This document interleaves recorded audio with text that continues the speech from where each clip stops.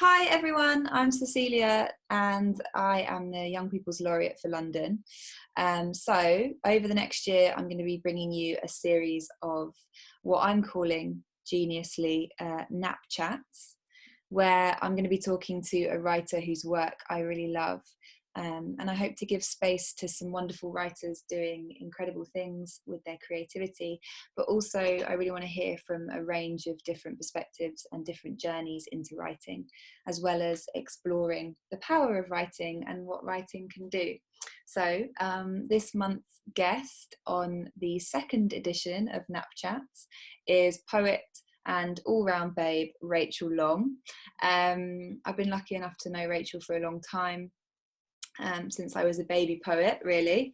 Rachel is the founder of Octavia Poetry Collective for Women of Colour, based at the South Bank Centre. Her much awaited debut collection, My Darling from the Lions, here it is, look, was shortlisted for so many prizes, so including the Forward Prize for Best First Collection, including the Costa Poetry Award.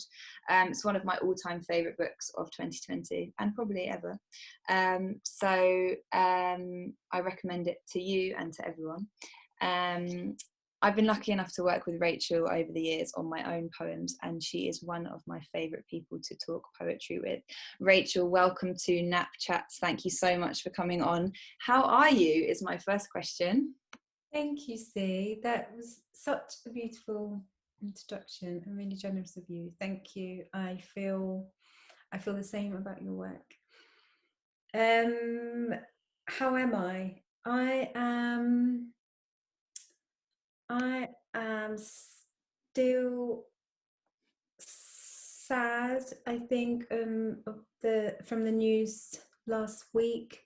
I feel like I know and I write, and maybe we can talk about that in a little while. I write about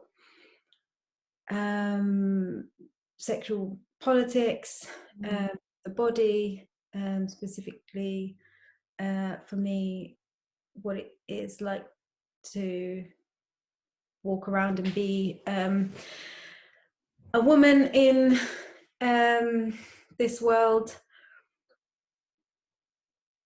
But I feel like this week I still learned something more unpleasant about it.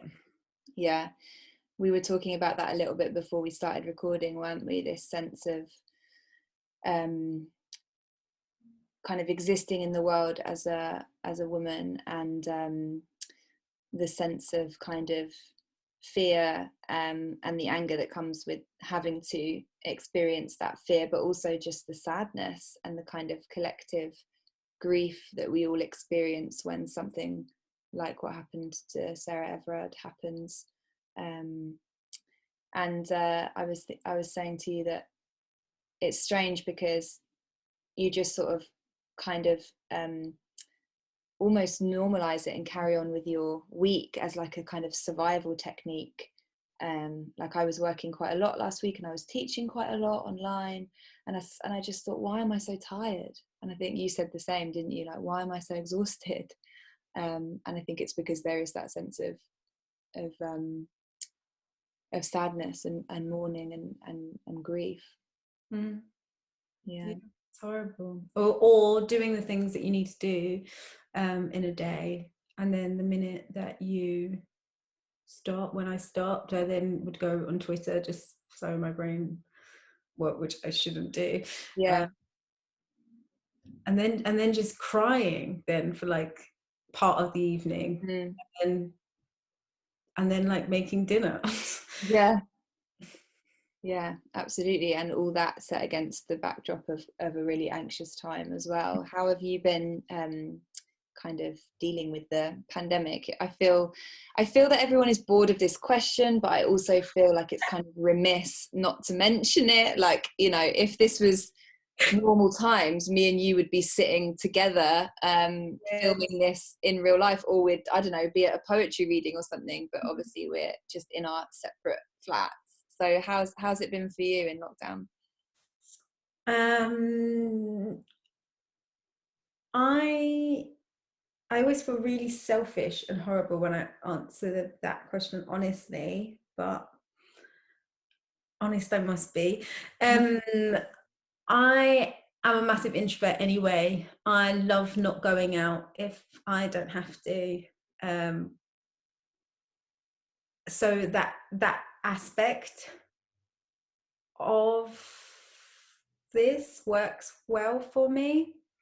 I often suffer with anxiety before like a live performance and things like that. So the fact that I can read from my bedroom is a great source of comfort for me, actually. And there's something intimate about it that I really like. I will perhaps miss that specific aspect of this time when it's over, or sort of like I can't think of the word, grappling over each other, kind of go like this, like be outside again, or doing things live. But I say that obviously knowing that within the context, this is not ideal. This is not how I want to live. And I don't think that that trumps the fact that I can read for bedroom doesn't trump like the horrific times that we are living in. Maybe some aspects of what you enjoy about it can be kind of reconfigured into life after this. Like, I hope so too. I really hope that I because I felt really burnt out in the past from traveling a lot around the country to do different gigs or workshops or whatever. And you know, obviously I miss being able to travel and see different parts of the world, but I also hope that there isn't that same like expectation of it's funny because we were talking about this again before we started recording. We should have been recording the whole time. That I'm hoping that I will learn, or that to say no to things, or that there won't be that expectation to fill every single inch of your time with work, because I don't want to necessarily feel like I have no time to think or write or just live, or like watch a series or whatever, you know. I'm a big fan of the bed. I think we've spoken about that before. We have. I'll tell you afterwards, but yeah, I've just made a radio show all about beds, devoted to beds. And oh my god, you on beds. So I basically just continued on that kind of thinking. I just love the bed so much. Oh, you're gonna love this. And Kim Adenizio has a whole new collection, and so much of it is about the bed. That sounds amazing. Yeah, I love the bed. I have some friends who, when their alarm goes off in the morning, they just get out of bed and then they don't return to bed until bedtime that night. The bed is so much more than just for sleeping. The bed is my sanctuary in so many ways. Okay, I'm going to ask you some questions about writing, because that is, after all, what we're here for. We've touched a little bit on writing, we're kind of in your introduction, but I guess, what have you been writing lately, or what was the last thing you wrote, or are you not writing at the moment? Because it kind of terrifies me when people ask me what I'm writing if I haven't written for a while, and I don't think people should be expected to write all the time. So yeah, are you writing? If you are, what are you writing? I am not writing as much as perhaps I would like to at the moment. Or maybe I do. It's such a hard question, because it's like, but I could like last night, for example, it kind of was 9 o'clock and I wasn't tired at all. It was like, well, this can be writing. You can write. And I was like, no, I'd rather watch something. So I am doing some sort of avoidance things right now. So maybe I'm not writing as much as I want to. I'm finding it hard after my collection came out. I feel like I'm walking across the bridge to the next one, and I'm aware that I could be walking a little faster, but I'm quite enjoying the view, to Mm. stretch the metaphor. I'm liking walking across and not not quite knowing yet what I want to be writing next. I think that's a really nice place to be, and I think that your metaphor about enjoying the view kind of speaks to this idea of that kind of fertile period in between projects that I think we need to string out a bit more, and we need to enjoy a bit more. We're so obsessed with productivity. We've spoken about this when we've been working together on like my poems, like, you know, I felt a lot of pressure for a while to have a collection out, and then you were kind of like, why, what's the rush, like enjoy the journey of arriving at that place and getting to that place. So I really like that metaphor about enjoying the view as you're walking across the bridge and not feeling like rushed to get to the other side, so to speak. How did you get into writing first, Rachel? And was it always something that you wanted to do?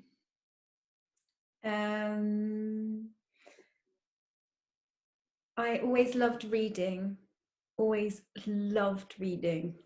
To the point that I would read on the way to school and kind of not look up, or be in class and be reading another book, staying in when my friends would knock for me and pretending I wasn't well so that I could just get on and read my book. I've always really loved the escape and the otherworldliness that books offer. So I knew I always wanted to be a reader in a way, and the writing just followed. I used to borrow exercise books from school and then just fill them up, usually about girls who were evacuees in the Second World War.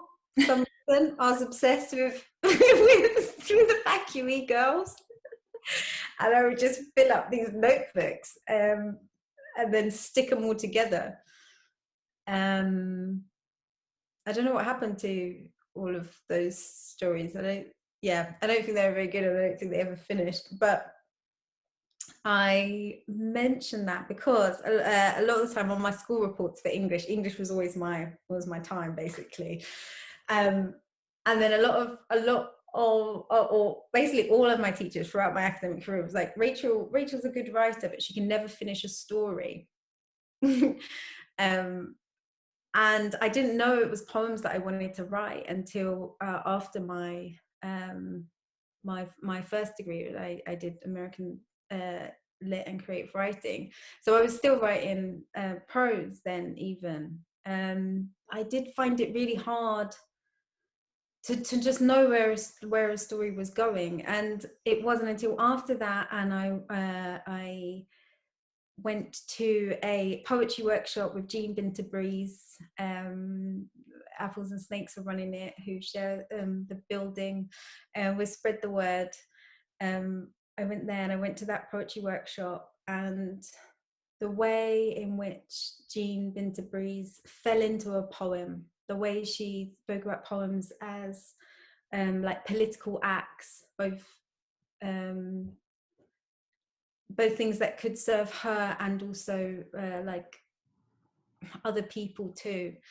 The way she spoke and her work, and I was just like, I want to do what she's doing. I want to do this. And the more now, that was maybe like 7 years ago now, I think maybe 8. It's 2013. I remember that workshop. And since, and the deeper and deeper I kind of get into poetry, and it's always learning for me.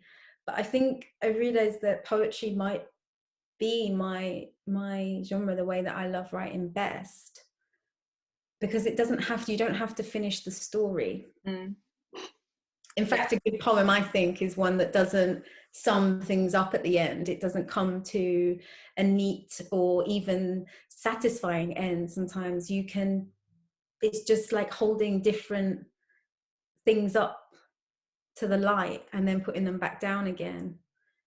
And maybe that's what I was always trying to do when I was writing those stories that never ended. Maybe they were all just supposed to be poems, really.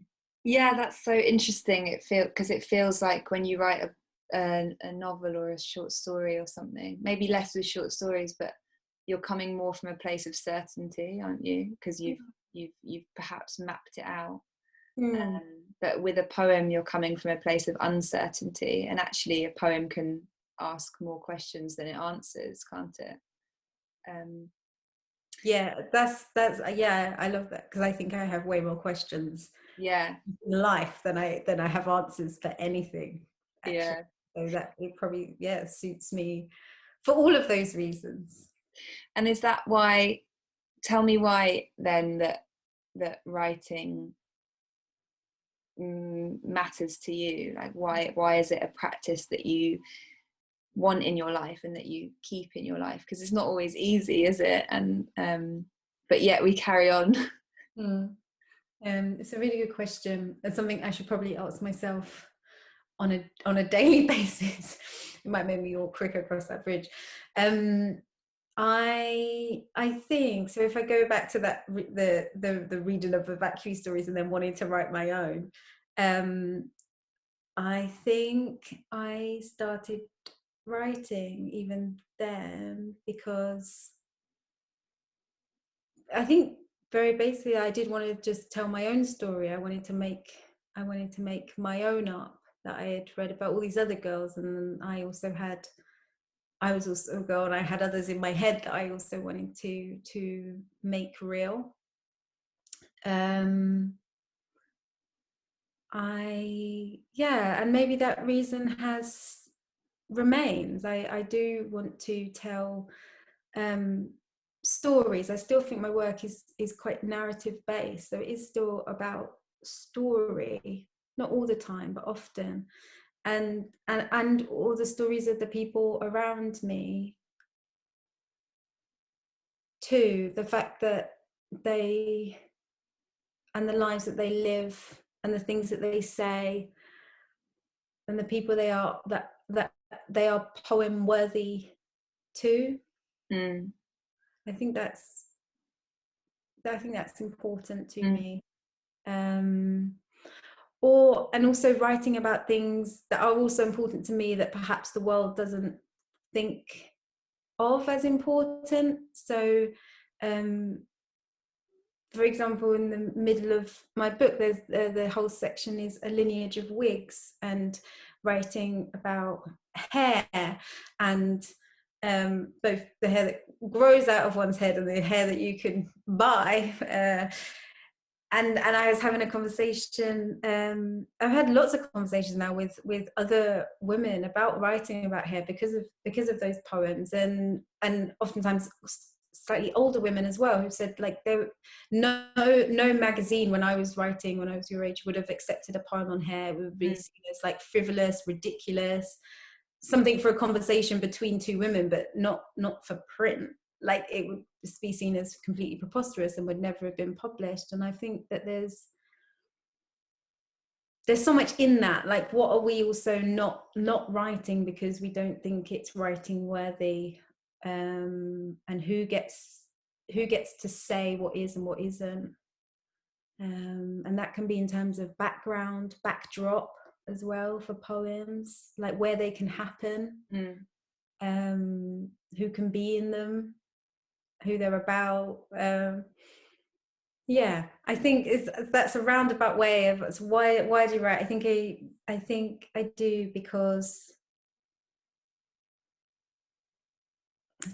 saying it's important is I think it's really important to write down the world as you see it, to record the world as you see it. Yeah, I think that's a great answer to a really difficult question. It's a really difficult question, see. It's really I would be annoyed if you asked me that question. So thank you. Why do you? Can I ask you, even if me? Yeah. Why do you think you do? I love your answer about sort of almost reclaiming like what is important and what is a poem. And I think the poems that I write now and the poems that I love now, if you'd have asked me 10 years ago if I thought that they were proper poems, I probably wouldn't have said that they were, because I didn't see that kind of poetry in my life. Like, I didn't see I love reading a poem now where it feels like somebody is being playful or silly or joyful, whilst also exploring exactly what they want to, whether that's their pain or their trauma. And I love the idea of kind of creating of writing on your own terms, you know, in your own voice. So that's why I really enjoyed your answer to that question. But I write because it is a really difficult question, isn't it? I think it's about finding a language, and a language that you're inventing. Every poet has their own language to do it, a language that you're inventing to articulate a feeling that is perhaps maybe a million feelings contained in one feeling. And I think it's about finding a language where our everyday normal language fails us. And there's a heart to that. There's also a craft to that. There's a kind of satisfaction to that. There's a frustration to that. So yeah, I guess that's kind of how I see it at the moment, but it's always shifting and changing. I think like it's really interesting, touching on what we said at the beginning about how you write a lot about navigating the world in a woman's body, and what that means, and sexual politics. And you know, there is a power of poetry to, I think, when it's read among women.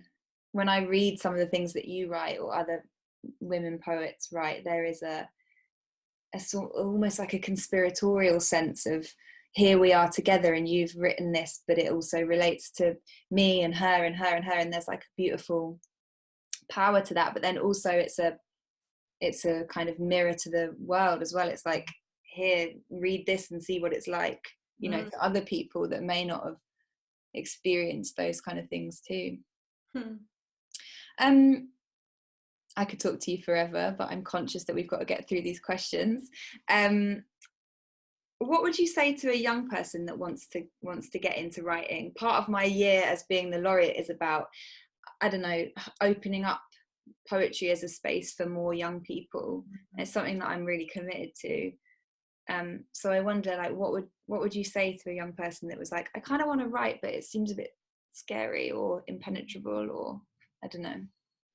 Yeah, I think poetry at first for lots of people can seem even more impenetrable than other genres as well. And I think poetry still has a lot of work to do. I mean, like, poetry is a sector in opening up the space which you are, you know, but I think we do have so much more work to do. And I think for a long time it was within the interest of certain people to keep it kind of closed in a certain way. So because of them, we have extra work to do, but it can also be beautiful work, which I imagine you're finding. What would I say? First of all, that you can absolutely be a writer. I think for me, it didn't seem possible, but it absolutely can be possible. You can spend your weekends in your bedroom writing, and that can also be your job. There are lots of people who just don't understand it and will tell you it can't be a real job because they just don't, they haven't like tracked the route of how that can happen, but it can. This is my job and it's Cecilia's job, and I do believe that I have the best job I could possibly have for me because I am doing what I love. So first of all, you can if you want to. I think that would be really important for me for someone to tell me earlier on, because I knew that what I loved, I just didn't know how to, or I try and force it into other things. I'd be like, oh, okay, so I like writing, maybe I can do journalism, but then not liking all the other things about journalism. So then I was like, oh, maybe this is not for me then. And so I'm so glad that I am stubborn and I refuse to do anything that I don't love. I would also say just start writing as well. Sometimes we can wait for a sort of a lightning bolt moment to write. That doesn't often happen. It can, but just like lightning, it doesn't happen often. So if you want to start writing, just start writing, as in open your page, and free write in the first instance. Get down everything that is in your head and on your heart, and write and just see what you have, see what's in there, what's going on. And then thereafter try and seek out. So if you keep doing that and then you have a writing practice, and you're starting to shape the things that you're writing down, then I would say try and find a group of writers, a community of writers, whether that be a workshop, whether that's kind of attending like webinars and things like that, whether that's reading books on craft, like have a make support system for yourself, so you're not, it's not just you writing into the page, which is a beautiful space to be in, but when you come out of that, to know where to go next with something, to get feedback on your work. For all these things we do need other people, so I'd say find your people, and take your work with you, and then see what happens.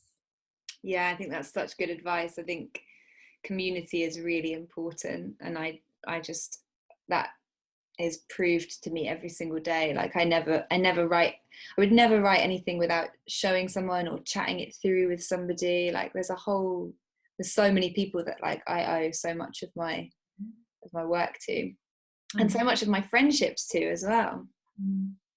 Don't show your work just your friends or just your family. Yeah. It has to be outside of that. There are too many people being like, I show this to my friend and they love it, and it's like, great, your friend is of course they do. Yeah, exactly, because you have to have somebody who doesn't care about you looking at the work when it's ready, when you feel ready.